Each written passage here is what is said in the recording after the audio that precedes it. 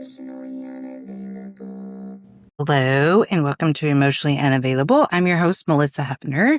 Thank you for being here. If this is your first time, welcome. This will not be very long or probably very prophetic. It is late Sunday night when I'm recording this. I kind of forgot to do this. I've been school clothes shopping with Charlie, my 12-year-old, and also looking at new mattresses.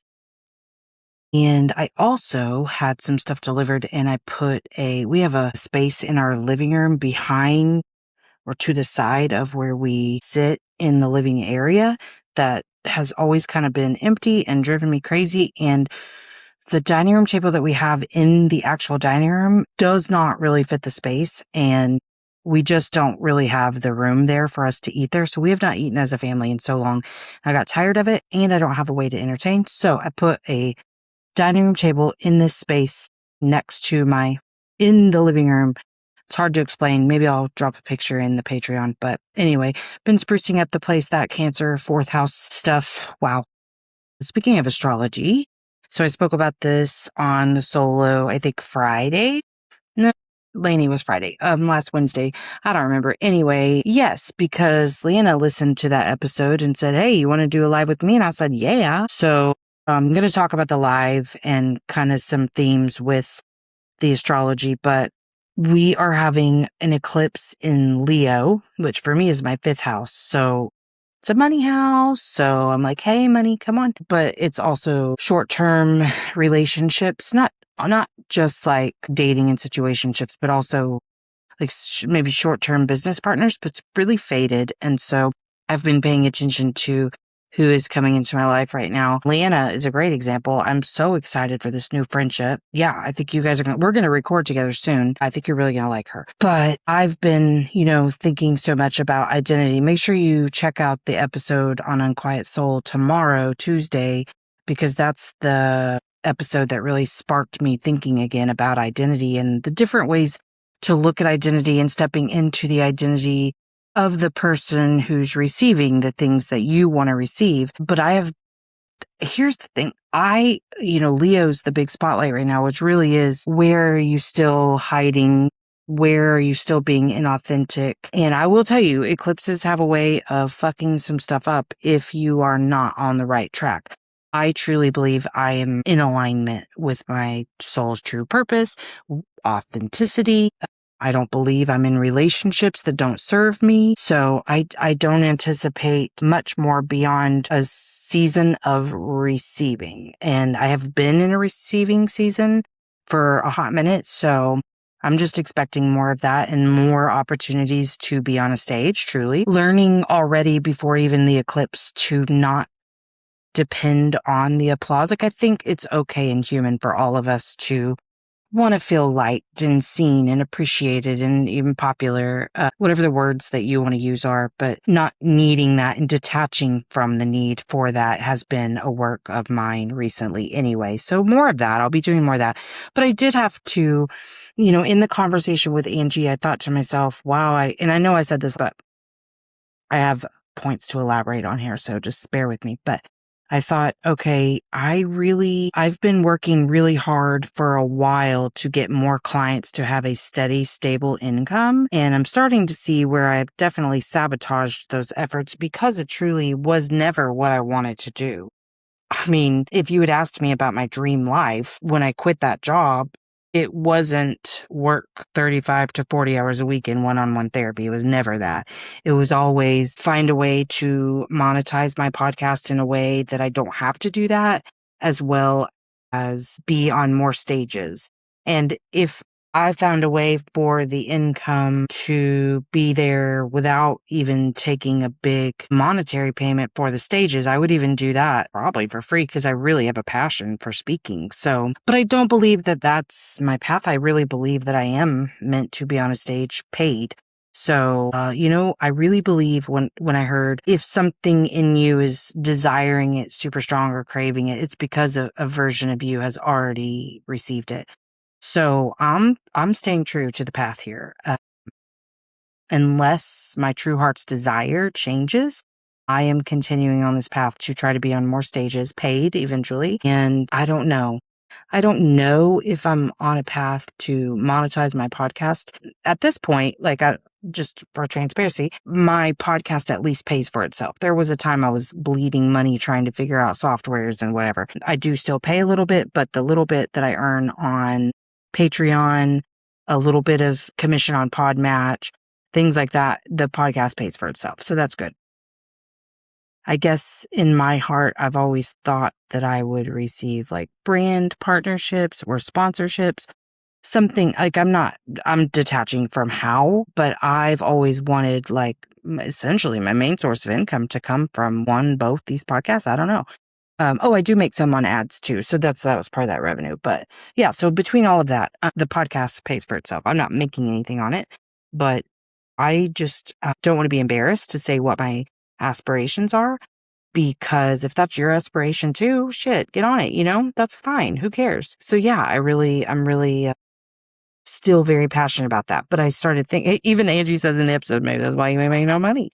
And I think that's probably true. I can definitely state several ways that I've sabotaged efforts to get more clients. It one-on-one work is overwhelming. It can be draining depending on the type of session it is. Most of those clients don't end up staying. So truly the work that I do is very energizing and lights me up, or I wouldn't have stuck with it. But there are times when I look at my schedule and I'm not happy to see my schedule.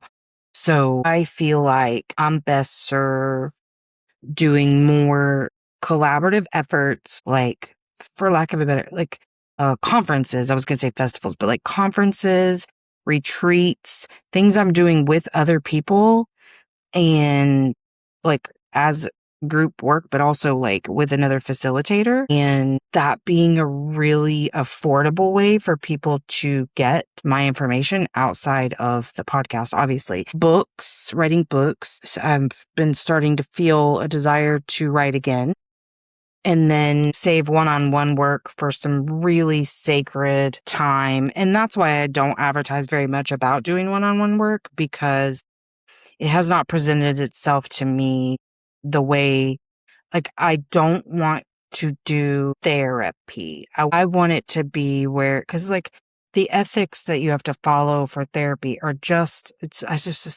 you can't have an outside relationship. You can't, and I'm just tired of the constraints of all of that. I would rather develop my own authentic relationship with people and work with people who they just want help, and I can give that to them. So there's that. But when I considered stepping into that identity and the work that it would take to get there, I also have to say, what is my capacity right now? And when I was evaluating that, I don't feel any more energy than I have for the last almost 8 months now since losing Jake. So, like, I have to be realistic about where I am. So that's why I started looking at this identity stuff a little bit different. I'm going to look at some notes really quick. So I had to ask myself, who am I becoming, and how does that version of me relate to the reality I'm actually living? If anyone here caught the live with me and Leanna, this is the stuff that we kind of talked about. But identity versus behavior, who I am isn't determined by what I accomplished today. And if I were to even change that, I would say belief versus behavior. Remember when I started saying like I am, so I receive. That's the energy I want to stay in, is I already am. I obviously, as a human, want to continue to grow and evolve. I want to hit the milestones I said I wanted to come here to learn. I want to reach enlightenment, all of the things. But I'm already worthy. I'm already valuable. I'm already love. I'm already joy. I'm already peace. So that's the belief that I have to call in all of the things that I want. And I really believe one by one, these things are going to come true. And that's why on the Lionsgate portal, it's supposed to be a big portal for manifesting. So this year I got very specific on the things that I wanted just on a little note. I just typed it out. I don't think things have to be fancy. I think they can be. You can do rituals, you can do practices, but I just was like, this is all they have the energy for right now. Capacity versus commitment. Reduced capacity doesn't mean that I've abandoned the life that I'm creating. In fact, I think losing Jake has really created the space to be very clear on what I want and what I'm capable of producing or providing right now. And there's no room for faking it. There's no room for like not taking care of myself. There's no room for any of that. Embodiment versus performance. Am I actually becoming her, or performing what I think she would look like? Embodiment sounds more like if I already believed I was this person, how would I relate to myself today? And again, I'll go back to belief versus behavior. Embodying this new person is about acting that way because you believe, not fake it till you make it. It is, I already am that person. I'm not becoming them. I am that person. I'm just figuring out that person's capacity, that person's routines. Yeah, I just think it's okay to not know all of that, but to believe I already am that person because I know I'm worth it. I know I'm worthy of that. Expansion versus self-abandonment. Growth shouldn't require overriding my nervous system. There's the biggest one. I am not in a position to override my nervous system right now anyway. And in one way, that is the gift that grief has brought me. I know that that's going to sound weird. I'm not glad it happened. I'm not saying that, but I am saying I was able to, because of my tools and all of the things, look and see like this is one thing that is a good thing that came out of a very bad thing, is the clarity that I've received. And I can't fake anything, including my energy levels. Like, I cannot tell you how many times last week I was like, holy shit, I am so tired, and had to sleep. I took like 3-hour naps in the afternoon. It was wild. Evidence versus perfection. Look for small evidence that the new identity is already operating instead of demanding perfect consistency. And I think that was a really important one for me, because I was so worried that those times when I'm just having a really hard time about Jake, that now I'm out of the energy of receiving. The person in all identities from here until the end of my time here on this earth will be a person who lost her middle child, period. No matter what identity, no matter what I'm doing for work, no matter what I'm doing, I will always be a person who lost their child. So it is okay if from now until the end of time that my capacity never returns to what it was, or my tolerance level never returns to what it was. This may be permanent. My capacity and tolerance may be permanent, and that's okay. But that allows for me to be human and to have those moments that are really hard, that aren't full of remembering how much love I am and joy I am, But I think what really smacked me in the face is the idea that you can't become someone new while protecting the old identity. And I can certainly see the identity shifts that have been made, over the last 2 years in general, but also in the last almost 8 months, being a person who literally does not do things outside of their capacity. That's an identity, and it's a shift. And again, this may be permanent. So if you, like me, maybe even you're not going through some major life altering situation, but maybe the idea of all of these changes that need to be made to step into this identity that you want is overwhelming, and maybe your nervous system's responding to it. Here are ways that I have been soothing myself into those shifts. What does she believe? What does she tolerate? What doesn't she chase anymore? What relationships fit her? How does she make decisions? How does she respond when she's afraid? And how does she treat herself when she can't perform? And I think that last one's a huge one, because I think that ties into lots of worthiness issues. So that one's been a big one for me. And just shifting the energy of what you're doing, I think, is a really big shift. And it doesn't have to be these major life changes that you make in order to step into this identity. It can be gradual, and it should start with shifting how you respond to things and shifting your relationships, how you're showing up in relationships. First and foremost, particularly with this all happening in Leo, you should be clocking how you are, like how authentic you are in your relationships. If you are not showing up as you, there's your first step in first identity shift that you can make. Show up as yourself. No more masks, no more hiding, no more people pleasing, no making yourself smaller to meet someone else's needs. Like, those are really big shifts that you can make. The most important shifts, way more important than waking up at 5 a.m. to work out. Promise. Way more important than sticking to your macros. Way more important. Promise. And then there's this idea that maybe stepping into a new timeline isn't about pretending you're already living a different life. Maybe it's about becoming the version of you that can hold the life you're actually living and still move toward the one you desire. I can't tell you how much I'm having these nervous system responses every time something good happens. Like, I feel the fear and I have to sit with it and hold it and let my entire being know I'm safe to receive the things that I'm receiving.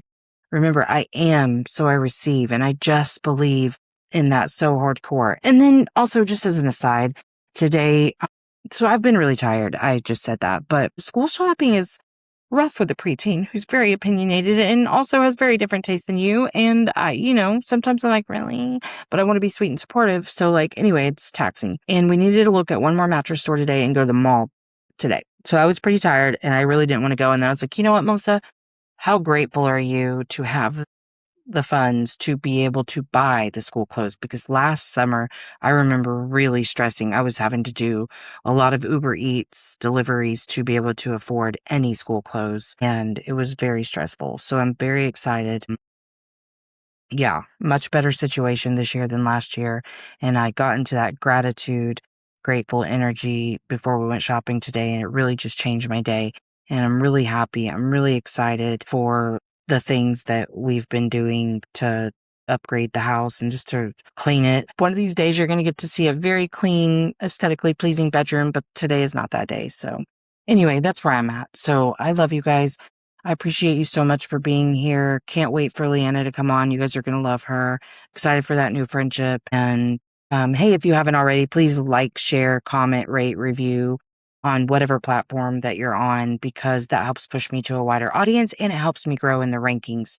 I'm currently sitting as a top 5% podcast. I am pushing for top 3. Yeah. So anyway, thank you guys. Sorry for the short episode, but hope that landed somewhere important. And I truly love each and every one of you. I love feedback. So if you want to talk about the episode or just talk about what's happening in your life, I'm here for that. I love it. And yeah, I love you guys. Thank you. I hope you have a marvelous Monday. Let's see, what day is the eclipse? The 12th? So Wednesday's episode. Yeah. Okay. I'll see you guys later. Thanks for coming to Emotionally Unavailable. If you haven't already, like, subscribe, and share.